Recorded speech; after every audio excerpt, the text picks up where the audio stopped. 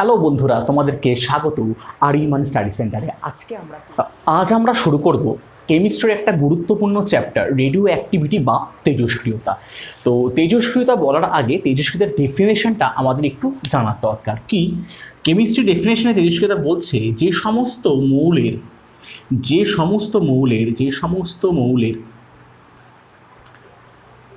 Atomic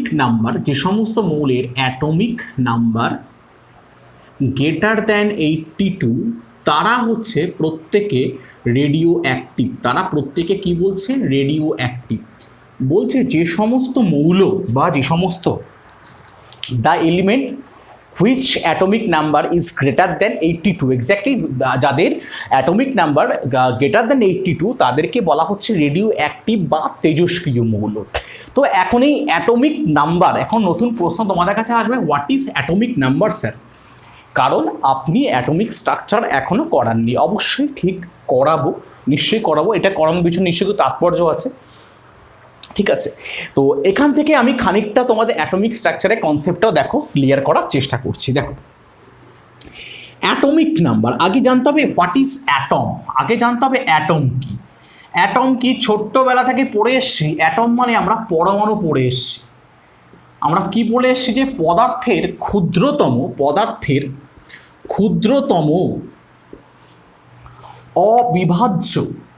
অবিভাজ্য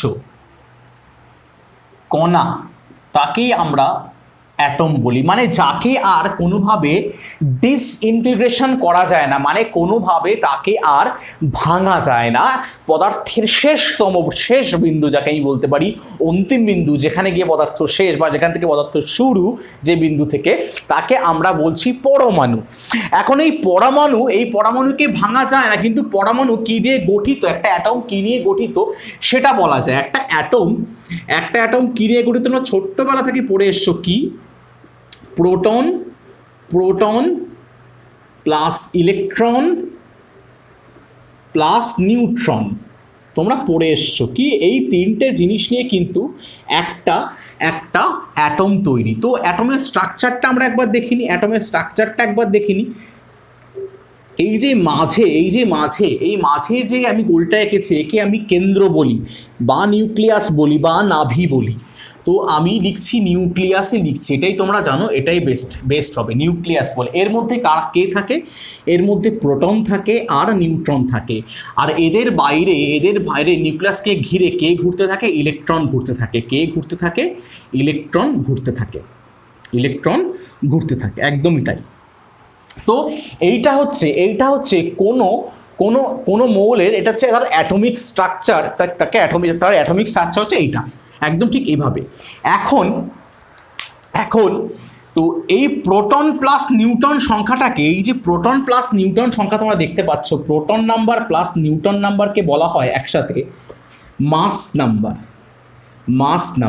কি বলা হয়? মাস নাম্বার, বা বাংলায় বলে হচ্ছে ভর সংখ্যা। এটাকে বলতে পারি, এটাকে ডিনোট করা হয় এ দিয়ে।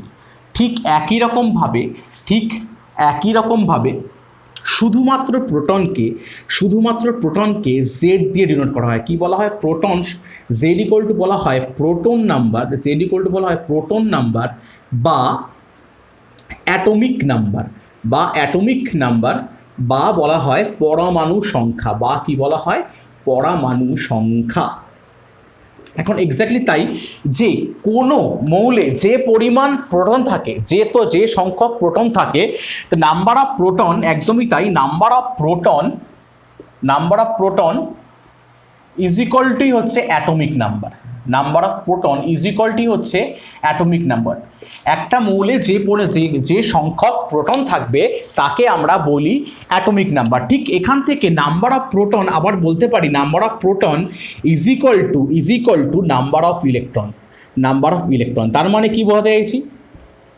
তার মানে যতগুলো প্রোটন থাকবে ঠিক ততগুলো ইলেকট্রন থাকবে। কেমন বিষয়টা, যদি আমি বলি একটা মৌলে 12টা প্রোটন আছে, 100% সেই মৌলে 12টা ইলেকট্রন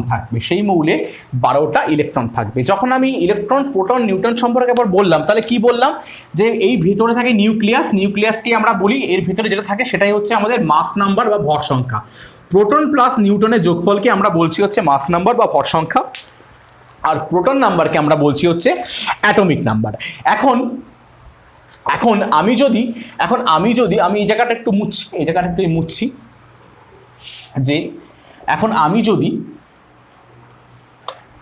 একটা মৌল এভাবে লিখি, একটা যদি মৌল লিখি, এখানে যদি এ লিখি আর এখানে যদি জেড লিখি, তার মানে কি একটা মৌলকে বা কোনো একটা আইসোটোপকে ঠিক এইভাবে ডিনোট করা হয়। কিভাবে, যদি আমি বলি কার্বন 14.6, তার মানে এটা তার পরমাণু সংখ্যা, এটা তার কি প্রোটন সংখ্যা, এটা তার মাস নাম্বার, এটা তার ভর সংখ্যা, মাস নাম্বার। তার মানে এখান থেকে নিউটন সংখ্যা কি করে বার করব, দেখো এখানে কি পেয়েছো, proton plus Newton equal to কি পেয়েছো বন্ধুরা, মাস নাম্বার। আমরা পেয়েছি proton plus Newton is equal to কি পেয়েছি, মাস নাম্বার। এই একটা ফর্মুলা পেয়েছি। এখান থেকে আমরা নিউটন বার করতে পারি কি, mass number minus proton number. Exactly করলে কিন্তু আমরা প্রোটন সংখ্যা পেয়ে যাব। তার মানে এখানে মাস নাম্বার কত আছে বন্ধুরা, 14 আছে, আর প্রোটন সংখ্যা কত আছে, 6। তাহলে 14 থেকে 6 বাদ দিলে কটা নিউটন আছে বন্ধুরা, 8টা নিউটন আছে। কটা আছে, 8টা নিউটন। ঠিক এইভাবেই কিন্তু একটা মৌলকে ডিনোট করা হয়, তার উপরে থাকে হচ্ছে মানে তার মাস নাম্বার, এবং তার নিচে থাকে কি, অ্যাটমিক নাম্বার। এটাকে কিন্তু এইভাবেও লেখা যায়, অনেকে এইভাবেও লেখে, এইভাবে লিখলেও কিন্তু কোনো ভুল নেই। তো এবার মোটামুটি আমরা অ্যাটমিক স্ট্রাকচারে ইলেকট্রন, নিউট্রন, প্রোটন সম্পর্কে একটা জেনে নিলাম। আর কয়েকটা জিনিস জানার আছে, আমি এটা বলে দিচ্ছি, তোমরা লিখে নাও, বা স্ক্রিনশট নিয়ে নিতে পারো। আমি আর কয়েকটা জিনিস বলে দিচ্ছি, কি যে প্রোটনের মাস, বা এটা একটু কোশ্চেন আসে পরীক্ষাতে, তো সেটাও আমি বলে দিচ্ছি, যে কি যে ইলেকট্রন, আমি একটা করে লিখছি, ইলেকট্রন প্রোটন আর নিউট্রন, তো যদি আমি মাসের কথা বলি, ইলেকট্রনের মাস হচ্ছে 9.1 ইন্টু 10⁻31 কেজি, মানে এগুলো মাস বলে কিছুই নেই বলা যেতে পারে। আর প্রোটনের মাস কত, প্রোটনের মাস হচ্ছে বন্ধুরা 1.67 ইন্টু 10⁻27 কেজি, 27 কেজি।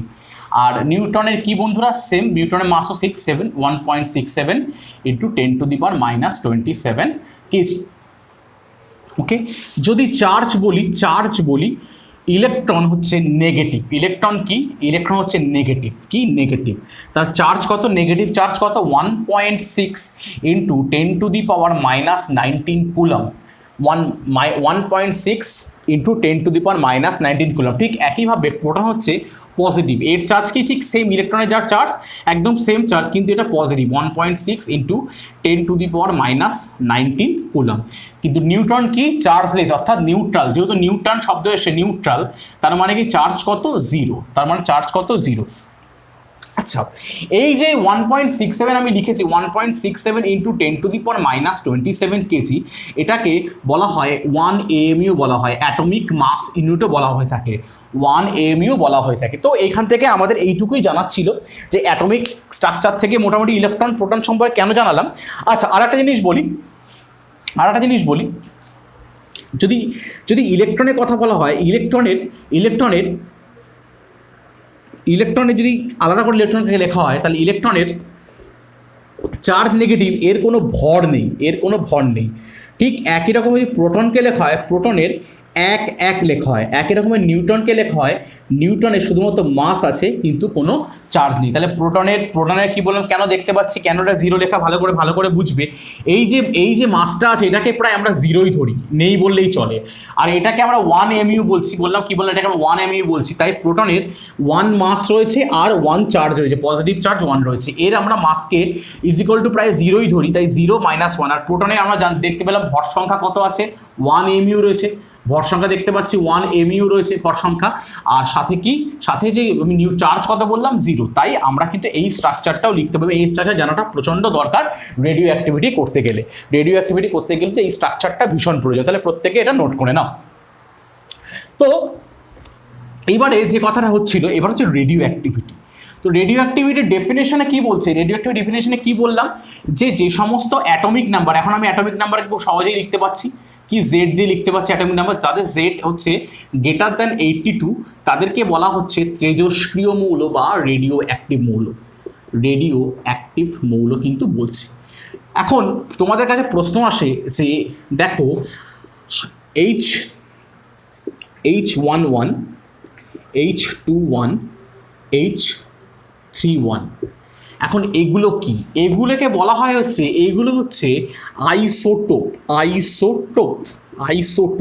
এখন স্যার আইসোটোপ কি? আইসোটোপ হচ্ছে যে সমস্ত মৌলের ভর সংখ্যা, ভুল বলছি, মাস অ্যাটমিক নাম্বার বা প্রোটন নাম্বার 1, তাদেরকে আমরা বলি হচ্ছে পরস্পরে আইসোটোপ। দেখো প্রত্যেকের, দেখো প্রোটন নাম্বার বা অ্যাটমিক নাম্বার সেম, তাহলে লিখতে পারি অ্যাটমিক নাম্বার যদি সেম হয় তারা পরস্পরকে বলা হয়, অ্যাটমিক নাম্বার সেম তাদেরকে বলা হয় হচ্ছে আইসোটোপ।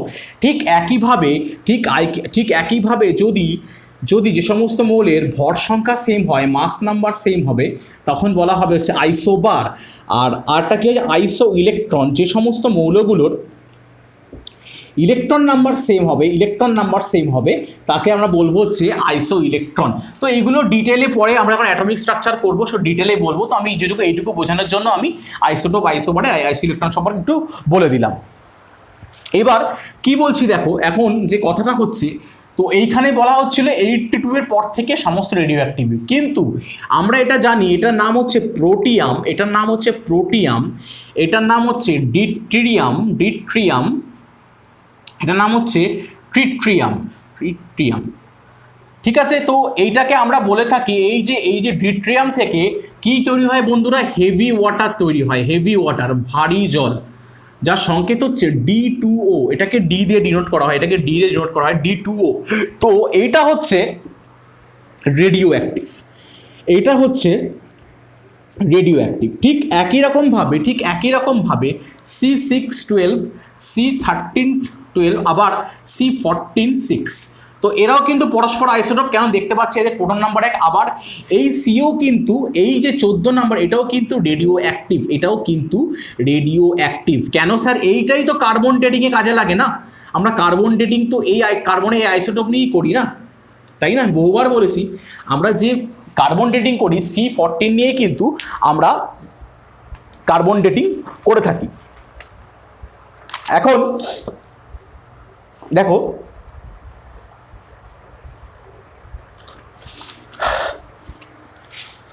তো আশা করি এই পর্যন্ত আমি বোঝাতে পেরেছি। তো এবারে আমরা দেখবো হচ্ছে এত কথা আমি কেন বললাম, যে এত কথা এই পর্যন্ত কেন বোঝাতে আসলাম, কারণ প্রশ্ন হচ্ছে এটাই, বলছি 82-র উপরে, ডেফিনেশনে বলছি 82-র উপরে যত মৌল আছে তারা রেডিও অ্যাক্টিভ, কিন্তু এখানে দেখতে পাচ্ছি যার 14, যার 6 সেও রেডিও অ্যাক্টিভ, যার 1 সে রেডিও অ্যাক্টিভ। তো এই খেলাটা কি করে হয়, এই খেলাটা জানতে গেলে সবার আগে জানতে হবে রেডিও অ্যাক্টিভ কি, ব্যাপারটা কি। রেডিও অ্যাক্টিভ বলতে যে সমস্ত রেডিও অ্যাক্টিভ মৌলগুলো রয়েছে, আমি এদেরকে রেডিও অ্যাক্টিভ বলছি বা তেজস্ক্রিয় বলছি। রেডিও অ্যাক্টিভ মৌল রয়েছে বা তেজস্ক্রিয় মৌল রয়েছে, এদের ভেতরে যে নিউক্লিয়াসটা আছে না বন্ধুরা, এদের ভেতরে যে নিউক্লিয়াসটা রয়েছে, এদের নিউক্লিয়াসটা না সুস্থিত না, কারণ এদের নিউক্লিয়াসের মধ্যে বড্ড জ্বালা, মানে এরা না থাকতে পারে না। এদের মধ্যে মনে করে ব্যাপারটা কি, এরা খানিকটা বরফের মতো, শুধু গলতে চায়। মানে বরফকে তুমি ফ্রিজ থেকে বার করার পরে কী হবে, বরফ কিন্তু আলটিমেটলি গলা শুরু করবে। ঠিক এরকমই এরা কিন্তু আস্তে আস্তে নিজেদেরকে ক্ষয় করা শুরু করে। এদের যে নিউক্লিয়াসটাকে বলা হয় আনস্টেবল নিউক্লিয়াস, মানে অস্থায়ী। এরা একদম, এদের স্টেবিলিটি বলে একদম কিচ্ছু নেই, ভীষণ অস্থায়ী নিউক্লিয়াস। এরা ক্রমাগত যদি মনে করি এটা যদি 1 কেজি ভর হয়, এরা ক্রমাগত আস্তে আস্তে এদের ক্ষয় হতে হতে কখনো 800 গ্রাম হচ্ছে, কখনো হচ্ছে 700 গ্রাম, হতে হতে এরা একদম নিঃশেষ হতে চায়, এই আনস্টেবল বলেই এরা তেজস্ক্রিয়, যে সমস্ত মৌলের নিউক্লিয়াস হচ্ছে আনস্টেবল, যারা অস্থায়ী, তাদেরকে আমরা বলে থাকি তেজস্ক্রিয় মৌল। গল্পটা কিন্তু এখানে, তেজস্ক্রিয়তার গল্পটা কিন্তু এখান থেকেই শুরু হচ্ছে গল্পটা। তাহলে যে সমস্ত মৌল আনস্টেবল, মানে আমরা ছোটবেলা থেকেই কি পড়ি, আলফা, বিটা, গামা, এই তিনটে এর কথা কিন্তু প্রত্যেকে আমরা শুনেছি। এই আলফা, বিটা, গামা কিন্তু প্রত্যেকটাই আনস্টেবল নিউক্লিয়াস থেকে বেরোয়। কোনো স্টেবল নিউক্লিয়াস থেকে কিন্তু কখনোই কোনো রকম আলফা, বিটা বা গামা রে বেরোয় না। তার মানে স্টেবল নিউক্লিয়াস কারা? তুমি যদি স্টেবল নিউক্লিয়াসে বলছি, দেখো সোডিয়াম, পটাশিয়াম 11, ঠিক আছে 12, সরি ভুল করলাম একটু, 12, ম্যাগনেসিয়াম 12, অ্যালুমিনিয়াম 13, এগুলো স্টেবল। এদের নিউক্লিয়াস 100% সুস্থিত, তো এদের থেকে কিন্তু কোনো রকম ক্ষয় হয় না। কিন্তু হঠাৎ করে আমি তখন কি বললাম, এই যে C614 আর এদিকে হাইড্রোজেন 21, এটা হচ্ছে কি হলো আমাদের কার্বন ডেটিং আর ডিট্রিয়াম, এদের কিন্তু নিউক্লিয়াস সুস্থিত নয়। স্যার কেন? এবার এই যে আমি তেজস্ক্রিয়তা আশা করি বুঝতে পারলাম যে যাদের নিউক্লিয়াস সুস্থিত নয়, যারা কন্টিনিউ ক্ষয় হতে চাইছে, তাদেরকে আমরা বলছি হচ্ছে তেজস্ক্রিয় মৌল। চলো এবারে এই যে একটা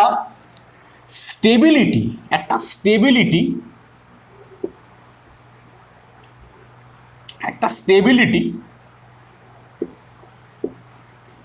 লাইন আছে, বা একটা স্টেবিলিটি লিমিট আছে। আমি যদি ভালো করে বলি, লিমিট আছে। কেমন লিমিট? 1 থেকে 20 পর্যন্ত একটা লিমিট ধরা হয়েছে, 20 থেকে 80 পর্যন্ত একটা লিমিট ধরা আছে, আবার 80 থেকে অ্যাভভ যত আছে একটা লিমিট ধরা হয়েছে। কিরকম স্যার? দেখো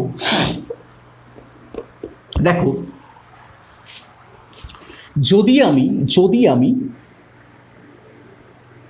কার্বন 12 আর 6 ধরি, তার মানে এই কার্বন 12 আর 6 আমি পাশটা করছি, যদি কার্বন 12 আর 6 ধরি, তার মানে বুঝতে পারছি এখানে প্রোটন নাম্বার আছে বন্ধুরা 6, আর নিউটন নাম্বার কত আছে বন্ধুরা? 6। ঠিক একই রকমভাবে তুমি যদি হাইড্রোজেন 1 করো, দরকার নেই হাইড্রোজেন 1 দরকার নেই, বা তুমি নাইট্রোজেন 14-7 করো, বা যদি করো তুমি অক্সিজেন 16 আর 8 করো, দেখতে পাবে এখানে প্রোটন নাম্বার হচ্ছে 7, নিউটন নাম্বার কত বন্ধুরা? 14। এখানে কত প্রোটন নাম্বার কত বন্ধুরা? 8, নিউটন নাম্বার কত বন্ধুরা? প্রোটন নম্বর 7, নিউটন নাম্বার ভুল করলাম, 7, প্রোটন নিউটন নাম্বার কিন্তু 8। দেখতে পাচ্ছ প্রত্যেকটার প্রোটন নম্বর যা, নিউটন নাম্বার তাই, এটারও প্রোটন নম্বর যা, নিউটন নাম্বার তাই, এটারও প্রোটন নম্বর যা, নিউটন নাম্বার তাই। তার মানে এদের প্রোটন নম্বর আর নিউটন নাম্বার সেম হওয়ার কারণে এরা কেউ তেজস্ক্রিয় নয়, একদমই তাই। 1 থেকে 20 পর্যন্ত যাদের proton number is equal to Newton number, তারা কেউ রেডিও অ্যাক্টিভ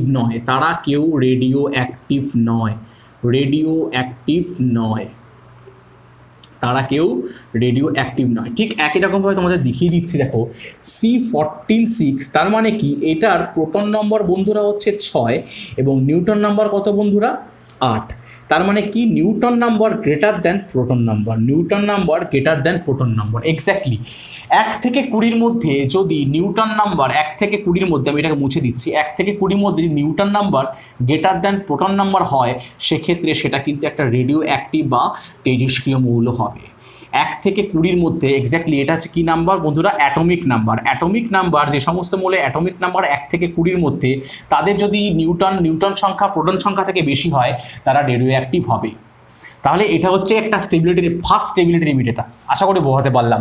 তাহলে কেন 82 নিচের মৌল, কেন 82 নিচে মৌলগুলো রেডিও অ্যাক্টিভ হবে তার একটা ব্যাখ্যা কিন্তু আমি দিতে পারলাম। এবার আমি 82 ব্যাখ্যাটাও এবারে আমি দেব। আশা করি এটুকু বোঝা গেছে। এবার নেক্সট স্টেবিলিটি লিমিট, এটা কিন্তু কারো তৈরি করা, প্রকৃতির তৈরি করা। আমরা প্রকৃতি থেকে একটা প্রকৃতির তৈরি করা নিয়ম থেকে আমরা একটা কনক্লুশন টেনেছি।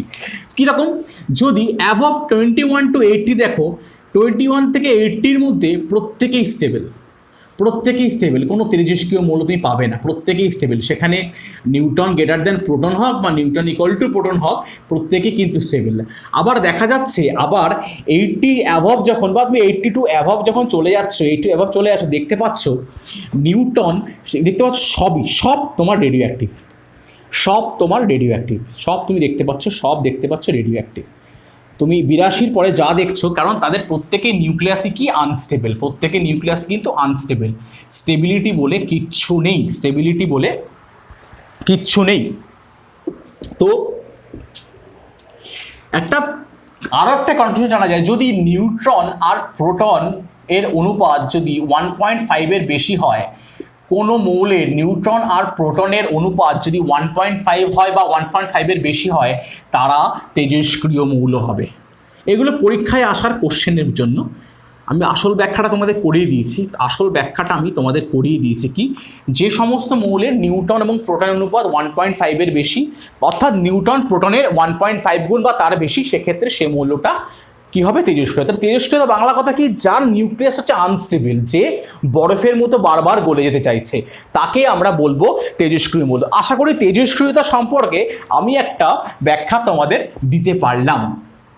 তো এবার আমি তেজস্ক্রিয়তা ব্যাখ্যা করতে গেলে এবার কিছু ইতিহাস তোমাদেরকে বলতে হয়, কিছু ইতিহাস তোমাদেরকে বলতে হয়। কি সালটা হচ্ছে 1896, সালটা হচ্ছে 1896।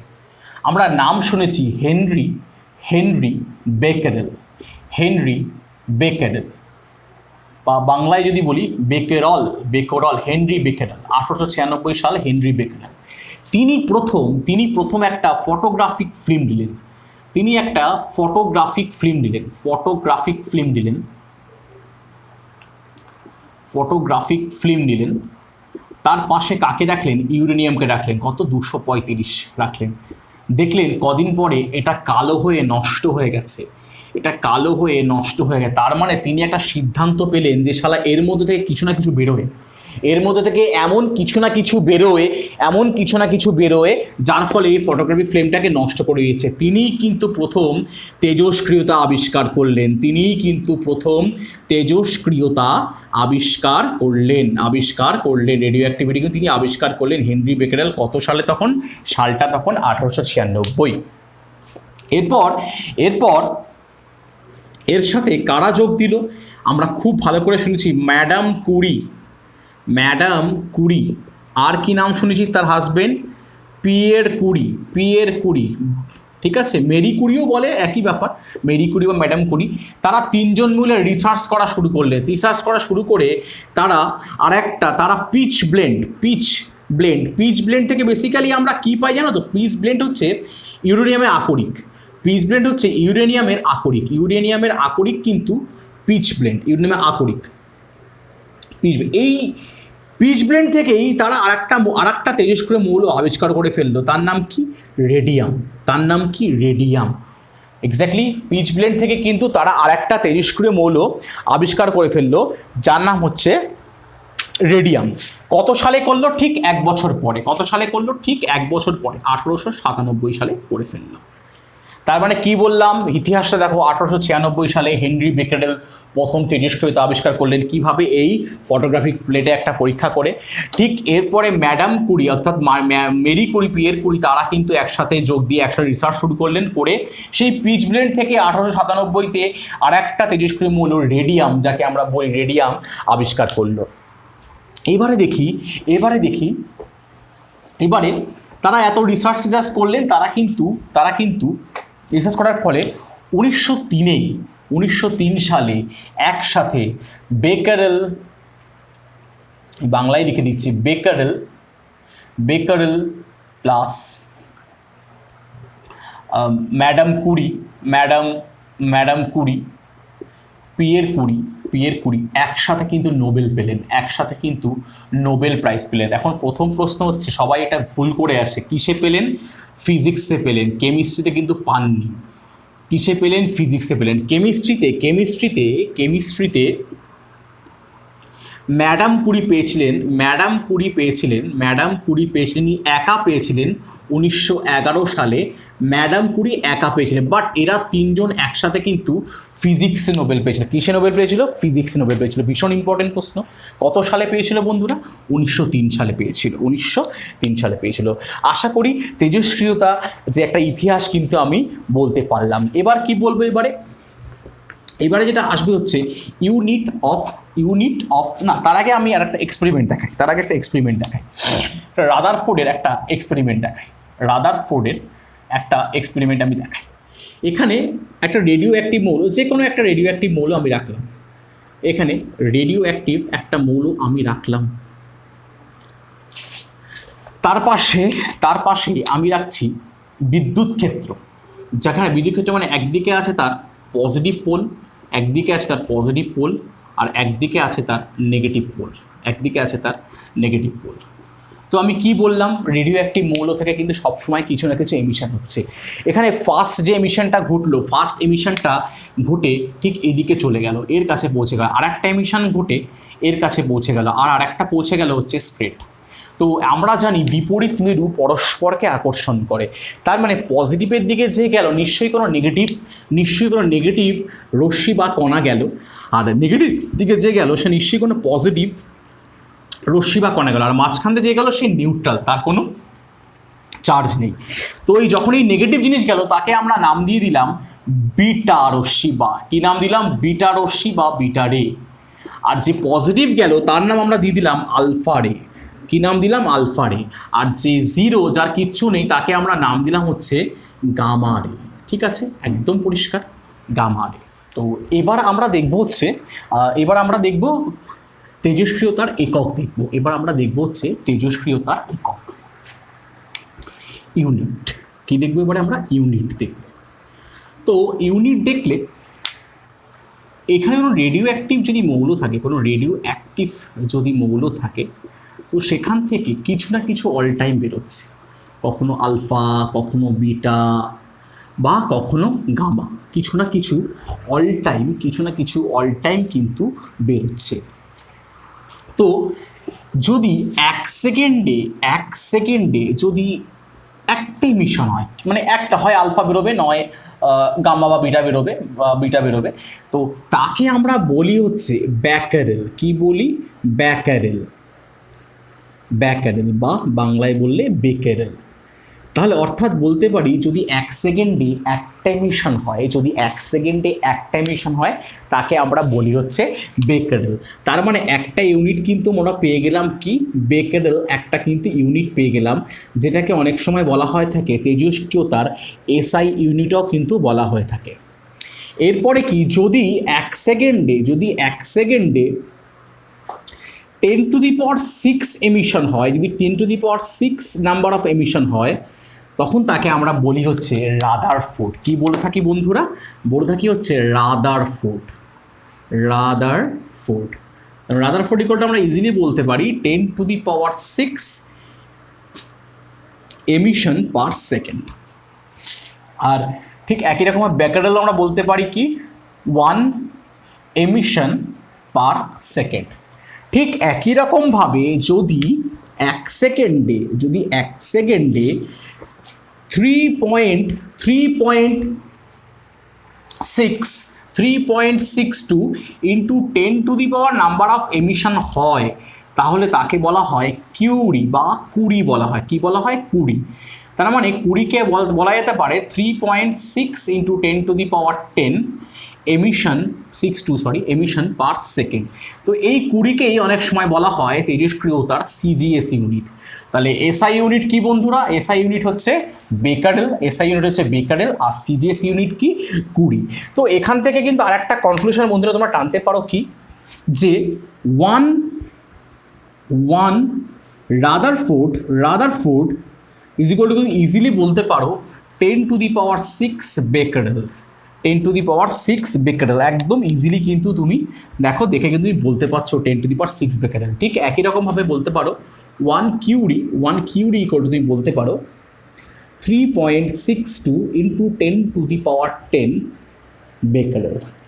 তো এখান থেকে আসার মতো কোয়েশ্চেন কিন্তু আমি বলে দিলাম, এখান থেকে আসার মতো কিন্তু কোয়েশ্চেন আমি বলে দিলাম। এটা আমাদের রেডিও অ্যাক্টিভিটি পার্ট 1 ছিল। পার্ট 1 আমরা আজকে এই পর্যন্তই ক্লাসটা রাখছি, কারণ এর থেকে বড় হয়ে গেলে তোমাদের ভালো লাগবে না। পার্ট 1 ছিল আজকে। এরপরে আমরা নেক্সট দিন আলফা, আজকে আমি দেখালাম আলফারে বিটারে এমিশন কিভাবে হতে পারে। এরপর আলফা বিটা এমিশন হলে কি হয়, আলফার পার্টিকেলের বৈশিষ্ট্য কী, বা বিটা পার্টিকেলের বৈশিষ্ট্য কী, বা এদের এমিশন হলে কি কি ঘটে আমরা রিয়াকশান করব। আর একটা ইম্পর্টেন্ট জিনিস যেটা আমরা করবো সেটা হচ্ছে, এখান থেকে ম্যাথস আছে, সেটা হচ্ছে হাফ লাইফ। কি হাফ লাইফ বা অর্ধায়ু, বাংলায় বলে অর্ধায়ু। তো এটা থেকে আমরা কার্বন ডেটিংটা দেখাবো, কি করে কার্বন ডেটিং হয় সেটা আমরা দেখাবো। কী করে পুরনো যে পাথর, পুরনো রক, যত সভ্যতা শুরুতে যে পাথর হয়েছিল সেই পাথরের বয়স আমরা কী করে নির্ণয় করি, তো পুরোটাই কিন্তু আমরা দেখাবো। তো আজকে কিন্তু একটা বেসিক পুরো আইডিয়া পেলাম তেজস্ক্রিয়তা সম্পর্কে, পুরো অ্যাটমিক স্ট্রাকচারও একটা আমরা বেসিক আইডিয়া পেলাম। তো আশা করি তোমাদের ক্লাসটা ভালো লেগেছে। ভালো লাগলে প্লিজ ভিডিওটা লাইক করো, চ্যানেলটাকে সাবস্ক্রাইব করো, আর বন্ধুদের মধ্যে ছড়িয়ে দাও যে বাংলাতে একটা সুপার স্ট্যান্ডার্ড ক্লাস কিন্তু হচ্ছে। তাই তোমরা সঙ্গে থাকো, ভালো থাকো।